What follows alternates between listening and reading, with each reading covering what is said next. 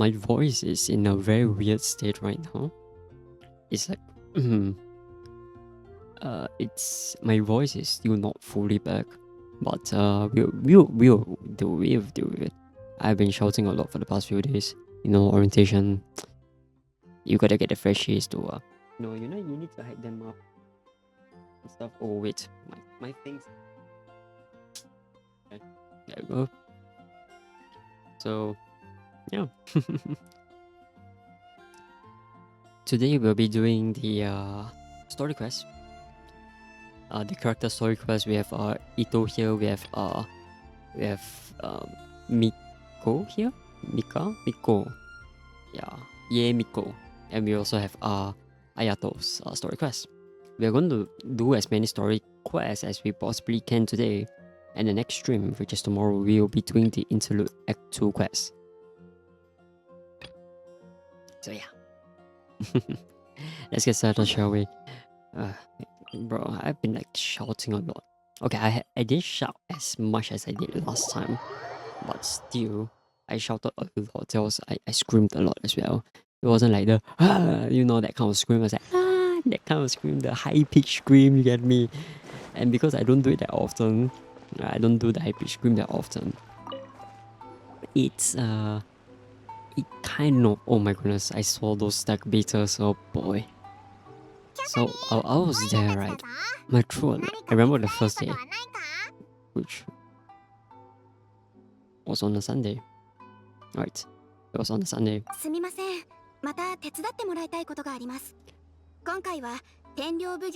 think we did quite a bit of shouting. I didn't shout a lot, but I definitely did quite a bit of shouting. And I remember the next day, right? My friends like came up to me and like, "Hey, yo, Yuki, is your throat feeling sore?" And I was like, "Yeah, my throat is feeling kind of sore. Like, what's going on?" Like, we didn't shout as much as the others, but for some reason our throat was feeling sore. So in then we went to get like strepsils and stuff like that. It wasn't just technically I had one with me, right? I only took like once. After that I totally forgot I strepsil with me. But I still continue shouting, like the next few days I still continue shouting. And I was tired, I was exhausted. Because I was like going off my way to like do things during the orientation. So I was constantly exhausted. and the worst part was I was sleep deprived as well.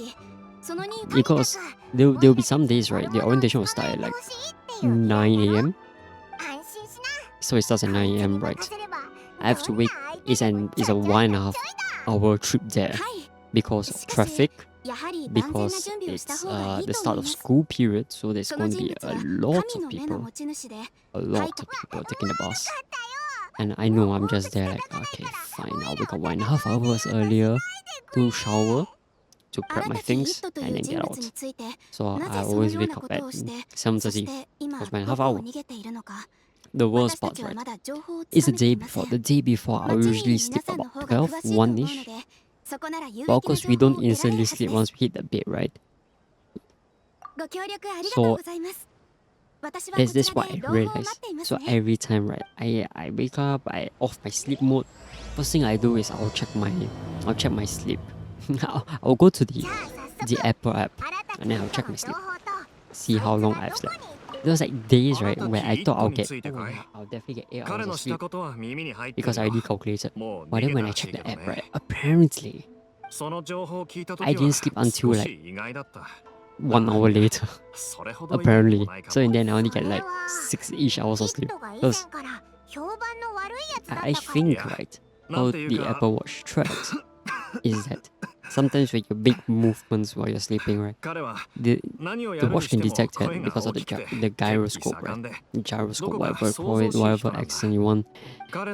So in the end, I will have like that small period of time, multiple intervals actually, where it will show that I'm awake, even though I don't recall myself being awake because I can keep moving. But I feel like it's kind of accurate to a certain extent, because when you're making movement, you are technically not in the deeper stages of the sleep. So in the, I think the entire orientation at most 5 to 6 ish hours of sleep. But of course, it's like that because we have debrief and stuff. By the time I reach home, I also have dinner. I have my dinner after debrief with my friends. I also talk with my friends. We talk about the day itself and stuff like that. So I usually reach home around 11, shower, wind down. By the time I wind down, it's probably like 12-ish a.m. already. And then the cycle repeats where I get like 3-7 hours of sleep on the watch. Yeah, it was funny, man. it was funny to a certain extent. Like, I feel so dumb sometimes. Yeah, we really had like those one brain cell moments as well. But I'm thankful because apparently, compared to last year, because I also co-facilitated in the events. It was definitely better than last year for sure. Because last year was like hybrid. It was like online, offline. So there's only so much that can be done. And I think I wasn't super exhausted last year as well because most of the time I'm eating dinner with a small group of friends. Whereas this year's one, I was eating dinner with a big group of friends. Because a lot of people actually volunteered or signed up to help us facilitate these events. And I'm so happy that every time I see these people, right, I feel so happy. It's like, thank you for joining, thank you for helping us, thank you for like making this event better than last year. Not that I'm saying it with malice, I'm just very proud. Like the entire event, I felt proud. Even before that, even during the preparations 1-2 months before the orientation itself, I was feeling proud because I see so many people. Last year, I had trouble finding people because people don't want to believe me that the event will be hybrid. People keep thinking, oh, it's going to be online, because COVID and stuff like that. But deep down, I knew, me and some of my friends, we knew that it's going to be physical. It's going to be hybrid, at least hybrid. But not a lot of people were willing to take the risk. So in the end, we had so many freshmen joining in, right? But I only had 5 people to facilitate 100 freshmen. So it was like one group leader for 20 freshmen, which was horrendous. There was like, I had 8 people, then after that, 8 people started no showing and stuff. Then the 80 people dropped, the 8 people dropped to like 6. So in there I had 6 people, so in there I only had 2 groups with 2 group leaders. And the other 2 groups with 1 group leader, and they had to manage 20 freshmen per group.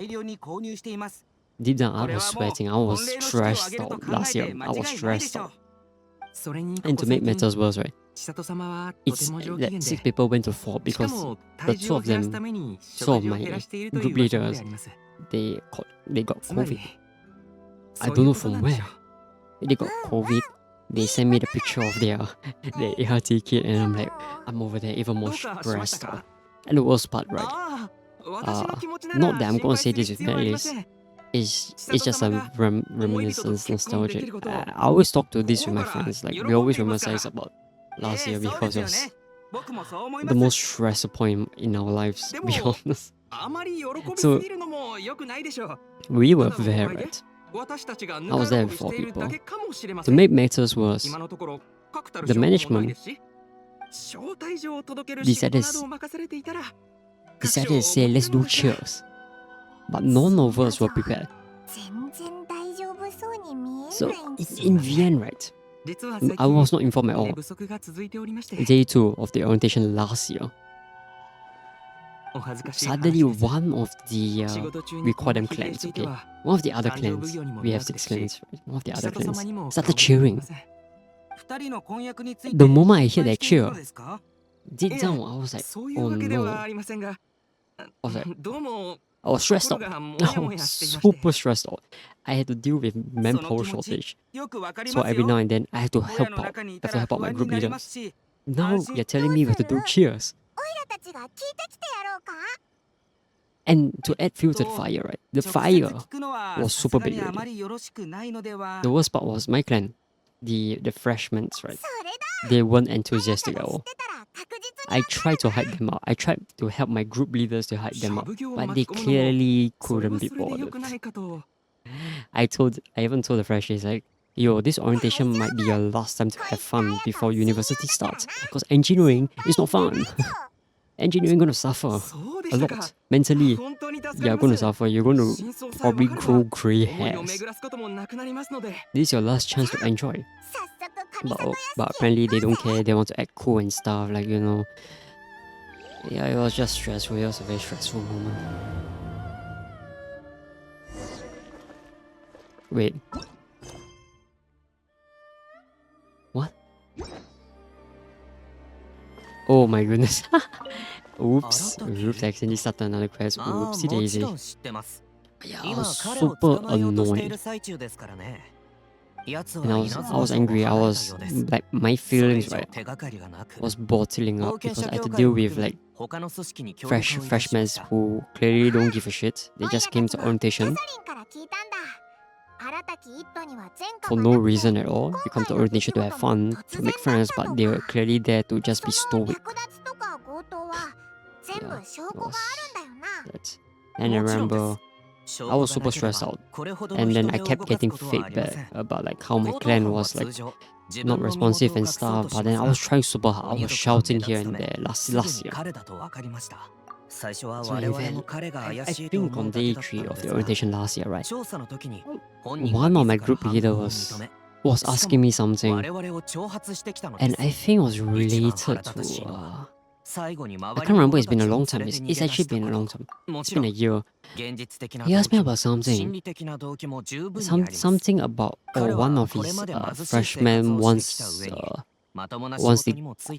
goodie bag and just leave. And I think it pissed me off so much, right? I shouted at my group leader. My group leader is one of my friends. We got on good. I didn't really apologize.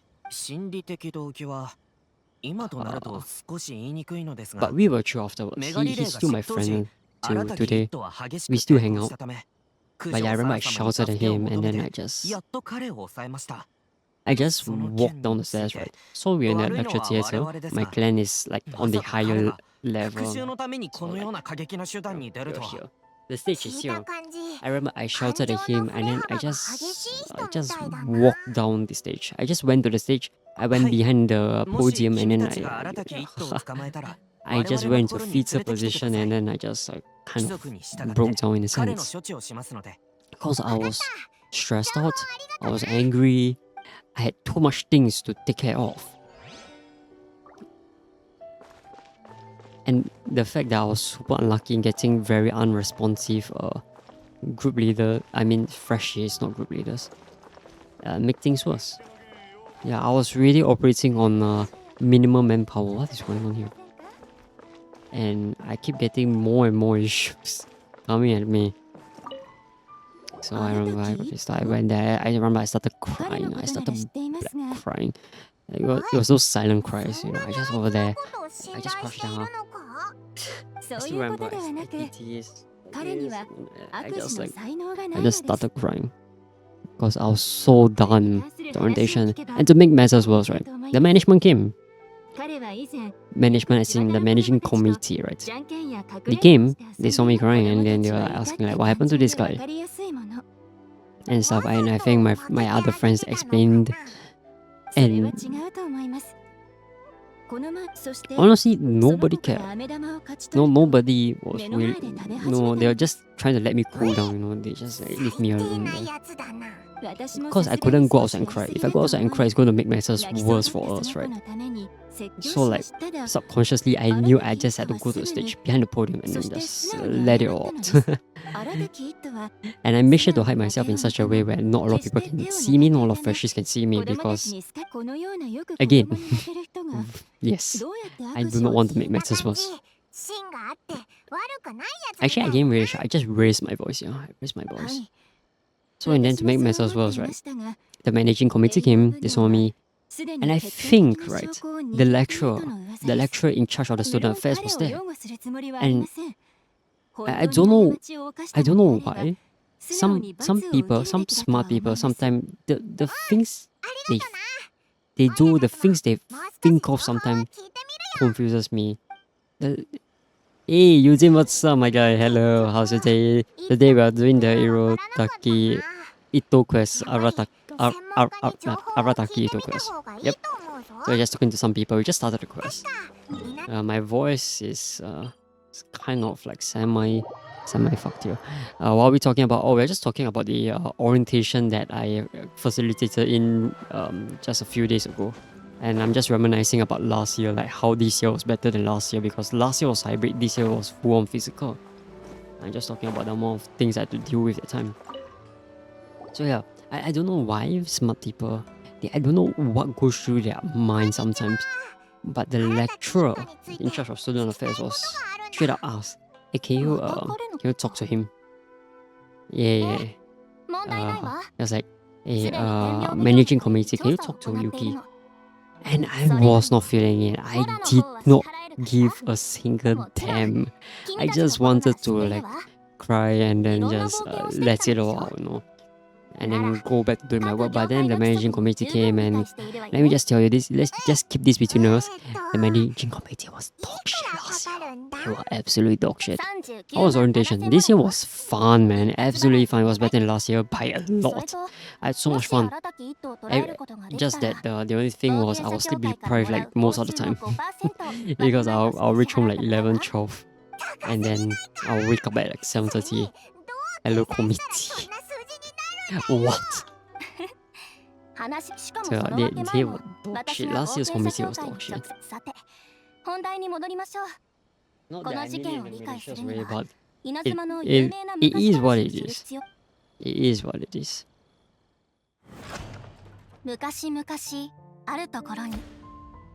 So yeah, I cried out, and then the managing committee was like, okay, Yuki, how about this?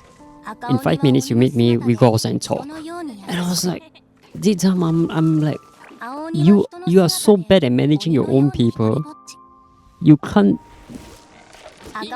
even manage the freshies also. Why do you want to talk to me? Just tell the lecturer like that you talked to me already. Even though you didn't. Like, this year was much better. Yes, I was so thankful. To be honest, right? The moment my friends persuaded me to join second year and I heard who was the managing committee, right? I immediately told them yes, I'm joining. Because I know the managing committee. I know they're insanely competent. They are very hardworking individuals. Which is why I joined them. So back to the topic, right? So and then I finished crying, wiped my tears. I walked up, I told him, okay, let's go talk. I was not expecting much, honestly. And I was so right on that. Do you know what that guy told me? The guy, the head of the managing committee told me. It was like, oh, you shouldn't cry in front of the freshies. Actually, your group leader didn't mean it, which in case you didn't hear, the group leader was my friend. I was just super stressed out. I was like, hey, it's okay. We talked to him already, but this time I knew, right? They never talked to him because.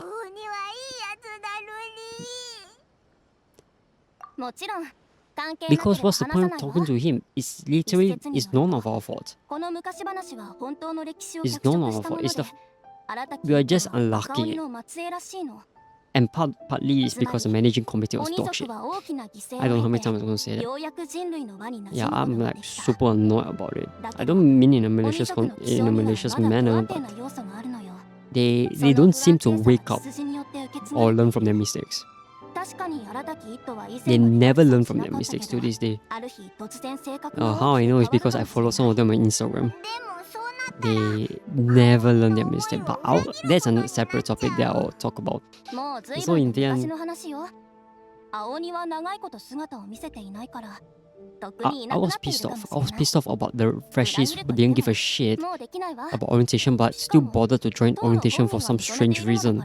You come to orientation to have fun and to make new friends, but they came to orientation to act like some stoic individuals. The committee really sucks. Yes, he really sucks. I hope he swallows as well. Thank goodness he graduated already. I'm so happy. But yeah. So in the end, I was pissed off about the freshies, but now I'm more pissed off about the head of the committee. Because he clearly has no EQ at all. He might be, I don't know what's his GPA, I don't think it's first class, but his EQ is not even second lower. Not even second lower to me. So yeah, I think it's also the lecturer's fault. The lecturer is and smart people sometimes they really say the dumbest of things, and it's so annoying because this is a university, means almost everyone there is smart, but they do the stupidest of things. They do the stupidest of things sometimes. It makes you wonder like why. Why? But yeah, that was last year. So next topic, right? Why I said they have never learned from their mistake. Okay, so this year's orientation, right? The managing committee, I'm good friends with them. They're just smart on paper. I hope they are smart on paper. Because if they aren't, right, I don't see a future for them unless they work in government agencies. Or maybe they have to work in the military. So yeah. So back to the reason why they've never learned, right? This year's managing committee, I'm good friends with them. We were together in last year's orientation. They were some of my best mates. They went through with me through these tough times. No, we also had to manage freshmen. We were managing freshmen together, just that they are from different clans. So we knew each other very well already. Like I'm chill with them. I'm very chill with them. So I didn't want to actually join this year's orientation, but because they asked me, they were like, hey yo, Yuki, you should join us, man. You should join us. We are the managing committee. Come on, join us. It'll be fun. And when they told me those words, right, that they are from the managing committee, right, that's when I knew I had to join them because they are the best people for the orientation, for sure. Like I'm convinced they are the best people. Hey, it is fun. It is fun. I actually had so much fun. It was insane. So in the end,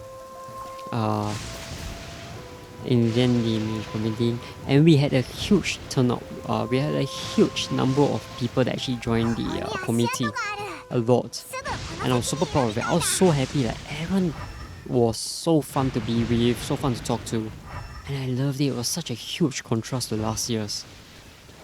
It's fun. I was so happy.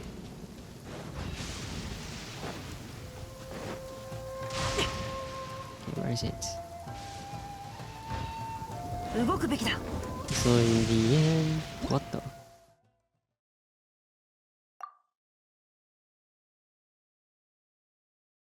Oh.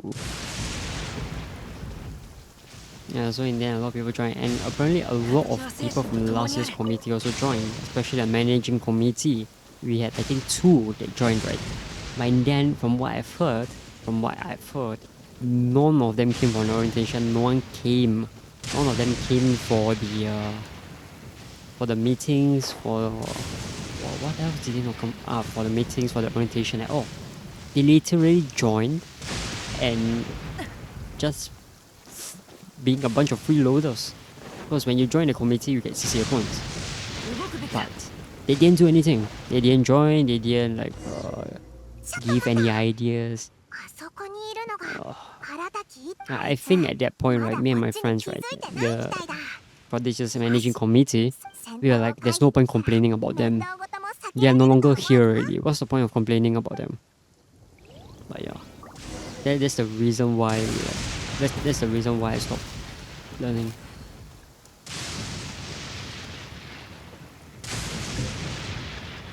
I stopped caring already.